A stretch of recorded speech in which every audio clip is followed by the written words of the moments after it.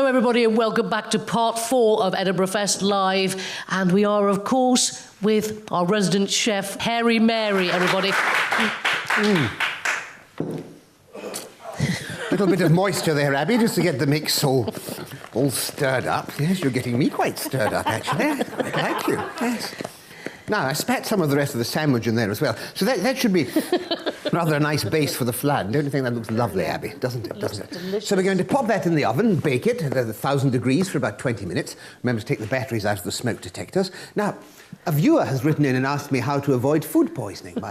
It's quite easy, just don't eat anything. It's quite like this chap here. No eggs or milk, how vegan baker lost 8 stone.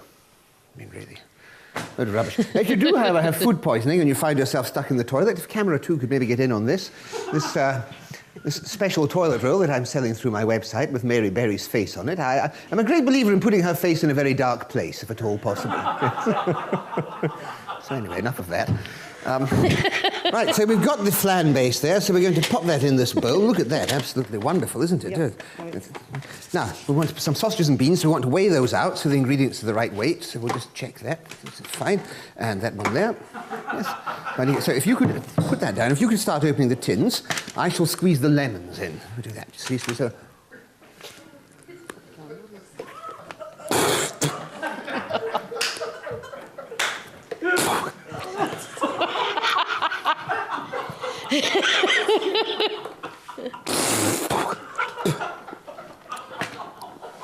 Oh, come on, hurry up.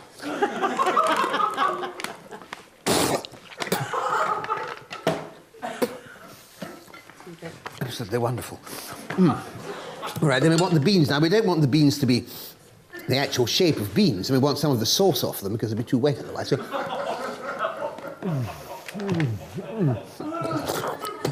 Oh, God!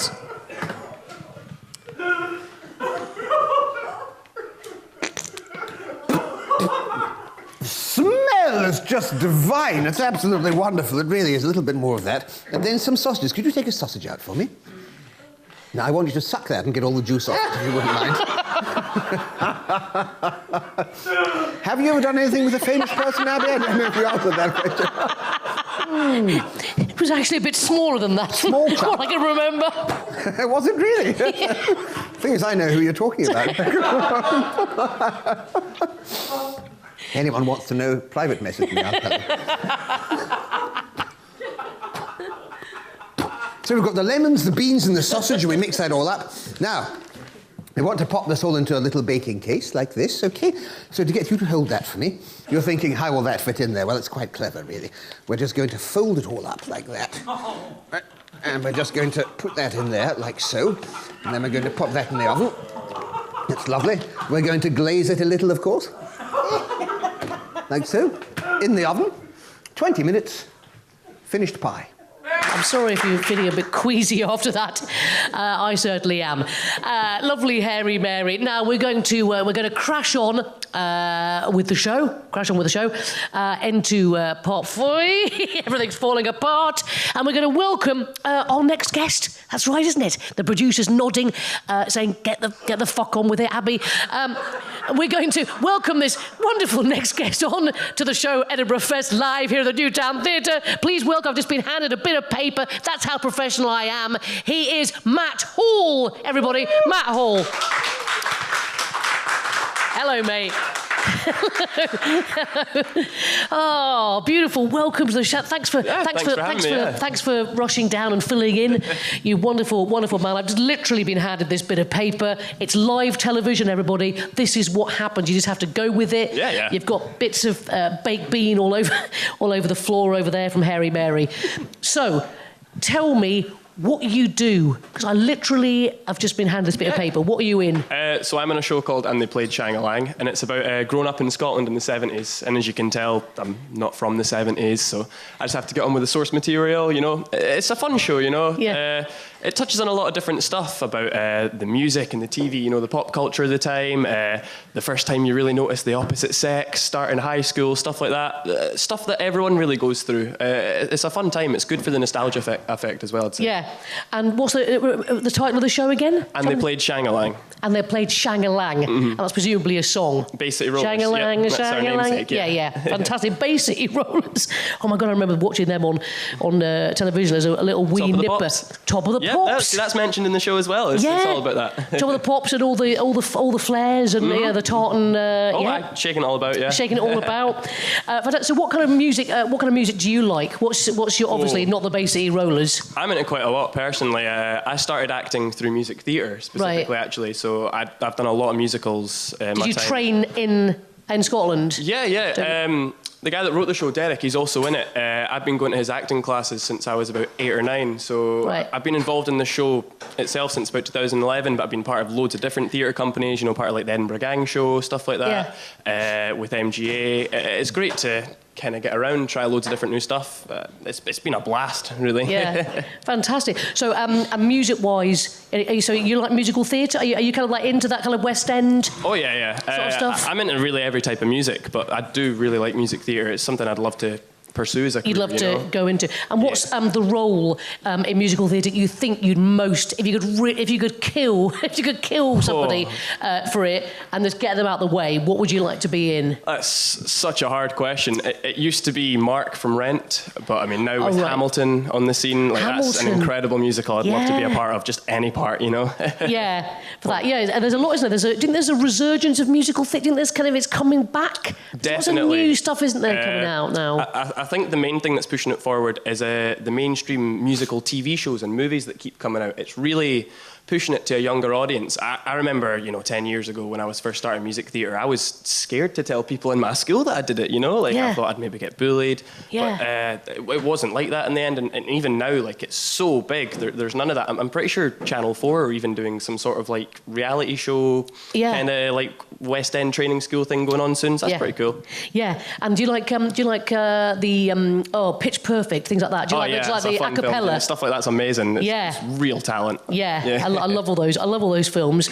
So, what's the audience reaction been like to the show? Do you have people from the, like you said, from the 70s going, I remember that? I think the crazy thing about the show is it's like a seriously varied audience every day. Yeah. So whether it's the size, whether it's the audience reaction, we always kind of speak about it. We know kind of if the audience are having the nostalgia effect. It just comes the first few lines of the show, we get a couple laughs, and that's they're from the 70s, they get that. Like it's a planet. I don't understand. Yeah. They talk about running down to Woolies and buying the newest record for chirpy, cheap stuff like that, and it gets a good reaction from the audience usually. Yeah, fantastic. So give the show a plug to the studio audience, the title and where it's at. I'm on this very stage here at 6:15, and it's called And They Played Shang-A-Lang.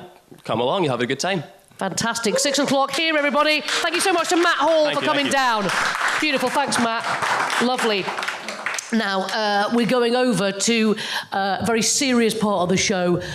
It's Suze with the news. Suze, what have you got for us today? Thanks, Abby. You mentioned earlier, you said you're an intelligent blonde. I'm also an intelligent blonde.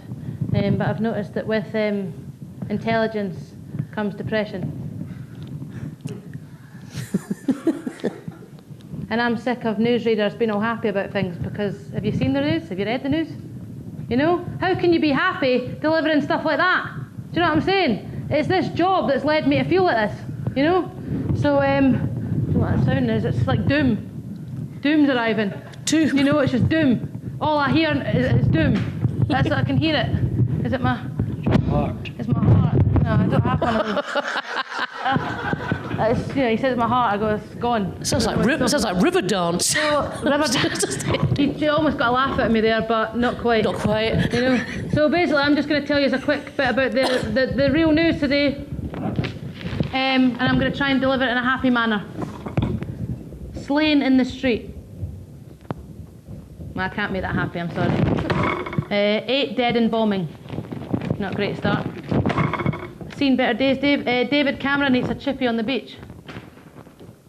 What's going on? I mean, seriously. You wonder why I'm miserable, everyone. Absolute nightmare. mean, what the? I give up. Thank God I started the morgue on Monday, because I've had enough of people. I've had enough of you all. You know what I mean? Is that better? Can I get on with my job? Thanks very much. Honest, I'm on my final warning from him as well. I'm a bad attitude, apparently. Right, David Cameron's eating a chippy on the beach. I had a night with David Cameron, actually, once, and he was trying to be romantic with me, but instead of laying out roses, he laid out Percy Pigs. And he made me oink.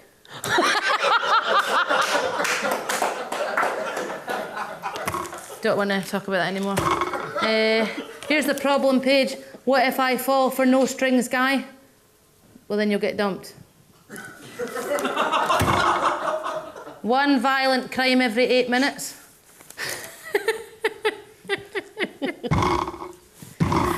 Why am I still here?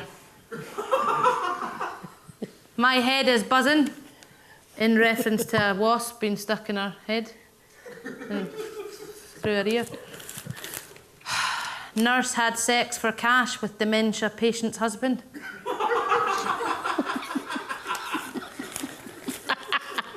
I just don't know what's going to happen next in life, to be honest with you. Oh, one more thing. Anyone a Leo? Brilliant fellow Leo. More money will be coming in.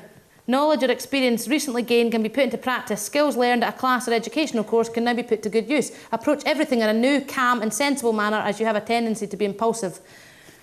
So that's my, advice for me starting at the morgue on Monday. More money. More money, eh? More money than here. I'm sick of it. Goodbye, I'm Suze. Thank you to Suze with the news. And unfortunately, that's all we've got time for today. We've come to the end of another jam-packed, talent-filled show. You've been a wonderful studio audience. I've been your host for today, Abby Roberts. Thank you so much. Over and out. Action.